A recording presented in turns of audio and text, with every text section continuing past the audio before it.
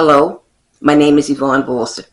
In this short video, you will see a community meeting where Councilman LaVara talks about bonds and notes. There were expenditures made that were put on the credit card, as been said by the administration, that and they should not have been. They maybe should have paid for them. Things like tax appeals, things like the boat payments or retirement payouts. So annually, we'd have like a lot of city employees, particularly police and fire, with severance packages, right? The service is big money. Yeah, and they would be in the realm of $13 to $20 million. And legally, the state allows you to do notes, short-term notes, to pay that out over a 5-year period. And so that was being done for year after year after year. And I will admit that I approved some of those things when I was on the city council. At the same time, we also had a better rainy day fund and emergency fund balance at that time. But that being said,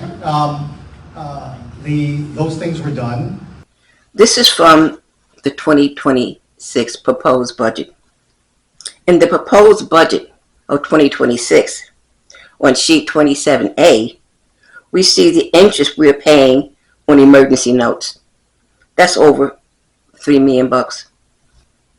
If you turn to page 28, you will see there are deferred charges that is related to this of over $44 million. Now this has to do with the councilman's talking about terminal leave or employees leaving the service of the city. But what the councilman doesn't talk a great deal about is the tax appeals. And those are the ones that hurts the city the most. In year 2025, we are paying $34 million in tax appeals.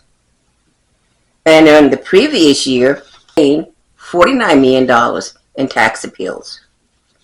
So he doesn't go into details about this. And the reason why, now the city has set aside $13 million for tax appeals.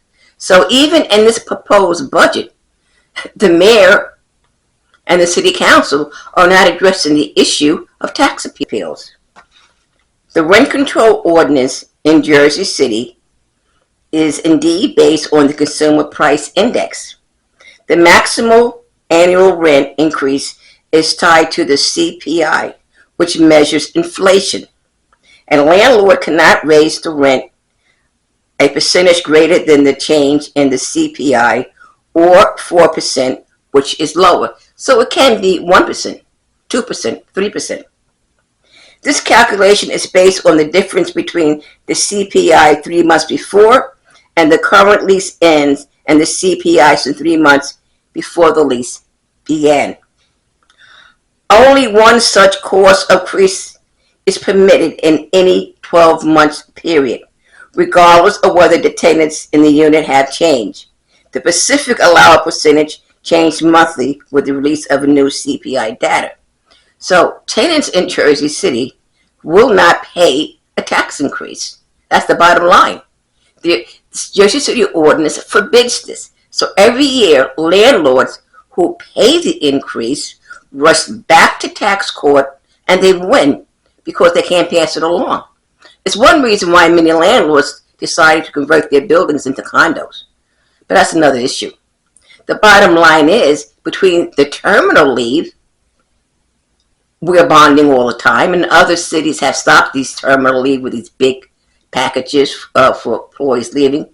But the real issue is Jersey City refused to address the issue of tax appeals, basically by landlords who own multifamily buildings, which is 5 units or greater.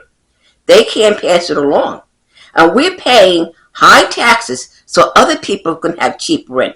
And that is something that Councilman LaVara kind of skimmed with. He didn't go into details, but he went into great details about terminal leave for employees. But he didn't go into detail because the big issue for Jersey City, including Mayor Solomon, who constantly talks about the rights of rent control, the rights of rent control.